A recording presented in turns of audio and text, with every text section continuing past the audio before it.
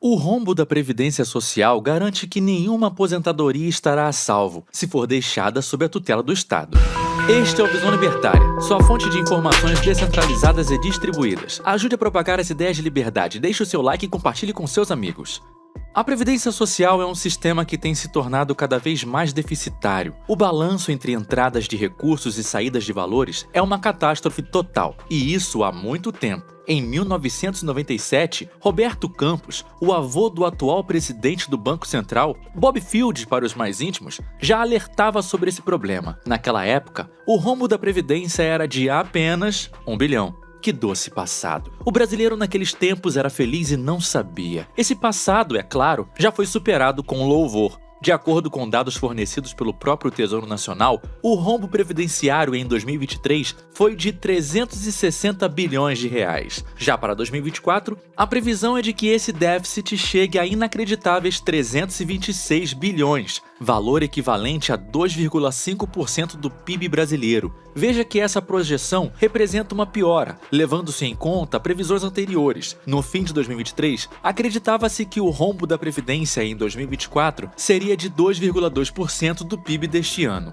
Contudo, no Brasil, o que é ruim sempre pode piorar. Os dados do Tesouro Nacional preveem uma catástrofe previdenciária nas próximas décadas. Partindo-se de um cenário extremamente otimista, que prevê um crescimento anual do PIB superior a 2%, o Brasil terá que destinar mais de 10% de seu PIB apenas para cobrir o rombo da Previdência no final do século. Nesse idílico cenário de crescimento econômico pujante, o país chegará a 2100 com um déficit previdenciário de absurdos 25 trilhões. É claro que, dada a idade média dos espectadores deste canal, é bem provável que nenhum de nós possa conferir esse resultado no final do século. Contudo, nem precisamos ir tão longe assim. O simples fato de que menos de 5 anos, desde a última reforma da Previdência, o assunto voltou a ser tema de manchetes por todos os lados, nos demonstra que essa situação é mais do que urgente.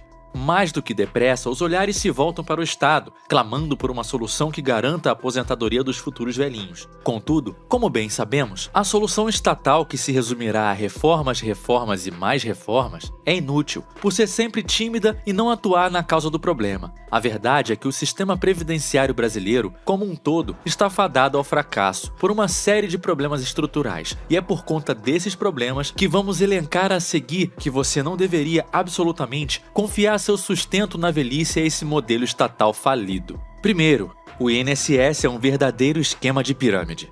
Muitos já sabem disso, mas é sempre importante frisar esse ponto. A previdência estatal funciona no chamado sistema de partição. Nesse modelo, todo mundo entra com dinheiro formando o bolo da previdência. Esse bolo, por sua vez, é dividido entre os beneficiários, ou seja, não há formação de capital a ser usufruído no futuro pelos contribuintes, que, por sinal, são obrigatórios em sua maioria. Quem entra no sistema depois paga o benefício de quem entrou primeiro, como num típico sistema de pirâmide. Esse modelo é o exato oposto de um regime de capitalização, comum em previdências privadas, nas quais os contribuintes possuem cotas do Fundo Geral. Quando de sua aposentadoria, o contribuinte recebe em parcelas as cotas que acumulou ao longo de anos. É claro que no INSS a coisa não funciona assim. Ninguém tem capital acumulado em contas do governo. O que acontece é que você contribui hoje torcendo para que os otários contribuam no futuro quando você for aposentado. Em segundo lugar, o INSS já caiu na armadilha demográfica.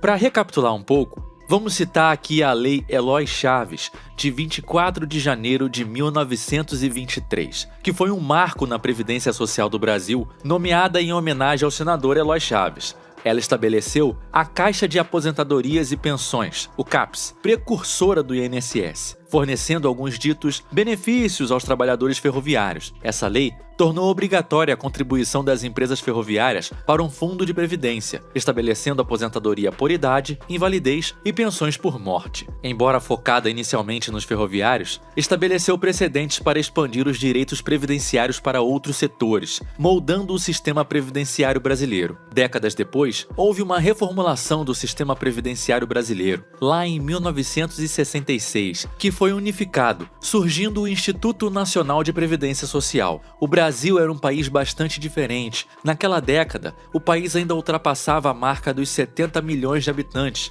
dos quais 9% eram crianças de até 4 anos de idade e 98% se encontravam abaixo da idade de aposentadoria. Ou seja, havia muita gente pagando e pouca gente recebendo. Os aposentados eram poucos e morriam cedo. Com essa condição demográfica, mesmo um sistema de bosta como o INSS consegue se sustentar. Acontece que essa pirâmide etária mudou, e muito rápido.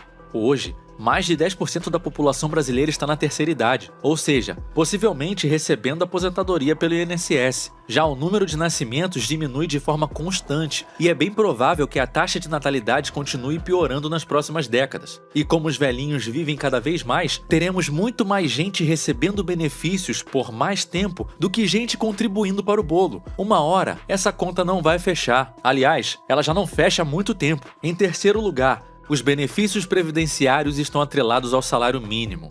Esse ponto é polêmico nos meios políticos e vem causando confusão até mesmo dentro do governo PT. Simone Tebet e Gleisi Hoffmann que o diga. Hoje, os benefícios previdenciários precisam seguir no seu piso o salário mínimo nacional. Só que em mais uma de suas medidas populistas, Lula garantiu que o salário mínimo terá sempre uma valorização real, ou seja, um aumento acima da inflação. O resultado, os gastos previdenciários também vão subir acima da inflação, como aliás já vem acontecendo. E estamos falando de muita grana. Conforme dados oficiais do governo, cada R$1 de aumento no salário mínimo representa quase 400 milhões a mais de gasto para o Estado. A maior parte disso se referindo a benefícios previdenciários, ainda que as contribuições ao INSS sejam feitas sobre esse salário sobrevalorizado, a verdade é que a diferença entre entradas e saídas da Previdência Social tende apenas a aumentar com esse tipo de arranjo. Em quarto lugar, o INSS está cheio de benefícios subsidiados. O atual debate sobre a desoneração da folha de pagamento joga luz sobre o fato de que tem muita gente, especialmente empresas, que paga uma fortuna a título de contribuição previdenciária. Acontece, porém, que o Estado brasileiro decidiu instituir uma série de contribuições subsidiadas que geralmente representam um problema para a sustentabilidade dessa pirâmide. Pense, por exemplo, que beneficiários do Bolsa Família podem contribuir para o INSS usufruindo de todos os benefícios, com o valor de meros 5% do salário mínimo por mês. Praticamente troco de pinga. Isso também se aplica aos MEIs, os microempreendedores individuais, que pagam esse mesmo valor, pouco mais de R$70 por mês, a título de contribuição previdenciária. Vamos fazer um cálculo rápido. Para termos uma noção desse problema, desconsiderando a desvalorização da moeda e os juros para facilitar, pelas regras atuais, um MEI pode se aposentar caso tenha a idade certa, com 15 anos de contribuição ao INSS, o que daria um total de 12.600. Isso dá menos de 9 salários mínimos atuais. Ou seja, os 15 anos de contribuição do MEI podem ser recuperados em 9 meses de aposentadoria. Agora, leve em conta que os MEIs representam 10% de todos os contribuintes do INSS. Tem como essa conta fechar? Quinto lugar, os contribuintes do INSS subsidiam o assistencialismo estatal. No início dos anos 90, o então INPS, o órgão responsável por pagar aposentadorias e pensões, foi fundido com o órgão responsável pelos benefícios sociais, o IAPAS. Foi o nascimento do INSS, como conhecemos hoje. A partir daí, a Previdência Social passou não apenas a bancar as aposentadorias, mas também a tutelar coisas como salário maternidade e auxílio-doença. Agora, sinta esse drama. O auxílio-doença teve um crescimento de 28,5% em 2023, contra uma média de 3,2% no total geral dos benefícios previdenciários. As regras para esse benefício são bem mais flexíveis. Com 12 meses de pagamento, o contribuinte já se habilita a receber o benefício. No caso do salário maternidade, a carência simplesmente deixou de existir por decisão do STF. Pagou uma vez, já pode receber 4 salários mínimos a título de auxílio maternidade. Isso, na prática, significa que o contribuinte da Previdência que está pensando em sua aposentadoria lá na frente está subsidiando o assistencialismo estatal no presente. E como vimos, a conta do assistencialismo só faz crescer, ano após ano, às custas da sustentabilidade de todo esse esquema. Trata-se, portanto, de mais uma gorda fatia sendo retirada do bolo todos os meses. E em sexto e último lugar, mas não menos importante, o INSS está sujeito à ineficiência estatal. Esse é, sem dúvidas, o principal fator. Ainda que o sistema previdenciário brasileiro não fosse um golpe de pirâmide, ele seria pouco confiável. Ainda que ele fosse revertido para um sistema de capitalização, nenhuma aposentadoria está a salvo. E isso porque o Estado é ineficiente por definição. Ou, para citar novamente Roberto Campos, o avô, abre aspas. O problema é que o cobertor é curto e o talento dos governantes mais curto ainda, fecha aspas. Não basta ao governo aplicar os recursos que administra. O Estado também é responsável por destruir o valor da moeda no longo prazo por meio da inflação. Ou seja, a grana que você é obrigado a poupar hoje não vai valer mais nada daqui a, digamos, 30 anos. Com o INSS, o Estado lhe obriga a guardar dinheiro em um esquema de pirâmide e, com a inflação, ele garante que esse dinheiro e o resto que sobrou do seu salário não vai valer nada lá na frente. Contudo, como a sã doutrina econômica nos ensina, ainda que o Estado fosse conduzido por anjos puros e imaculados, movidos pelos mais corretos impulsos, eles ainda assim seriam ineficientes, por ser um ente monopolista. A verdade é que apenas a livre concorrência é capaz de garantir a eficiência. Somente num sistema de livre mercado é que teríamos modelos previdenciários sendo oferecidos aos possíveis contribuintes, que por sua vez escolheriam aquele que fosse mais adequado às suas necessidades. A viabilidade de cada sistema seria colocada à prova, e aqueles que fossem mais sólidos seriam mais escolhidos. E, portanto, teriam mais lucro que os modelos menos confiáveis. Tudo isso com o complemento desse sistema ser eticamente correto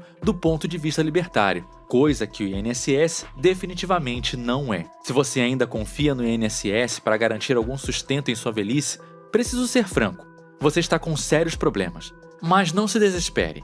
Ainda é possível se valer de outros meios para poupar seu dinheiro em algo que não seja basicamente um esquema de pirâmide. Ou um tanto melhor, ainda é possível simplesmente tirar o seu dinheiro do Estado, reservando seu patrimônio em uma moeda que esteja longe das garras do Leviatã. E estamos falando da única moeda digital capaz disso, o Bitcoin. Se quiser saber mais sobre a importância dessa revolucionária criptomoeda, deixamos como recomendação o livro Bitcoin Red Pill, o renascimento moral, material e tecnológico. Independentemente de sua escolha, afinal de contas, quem sou eu para dizer que rumos você deve tomar na vida? O mais provável é que não iremos viver o suficiente para conferir se as previsões do Tesouro Nacional para o INSS no fim deste século vão se concretizar. O que não resta dúvidas, porém, é que muitos de nós veremos isso sim a falência da Previdência Social, algo que, como os números indicam, não está assim tão longe de acontecer. Obrigado pela audiência. Esse artigo foi escrito por Quinta Essência, revisado por historiador libertário e narrado por Leafar. Esse é um canal colaborativo. Um artigo seu pode virar vídeo aqui também, sabia? Basta se cadastrar no nosso site visãolibertaria.com e enviar seus artigos por lá. Não deixe de se inscrever no canal e clicar no botão da campainha para ser avisado de novos vídeos. Até a próxima!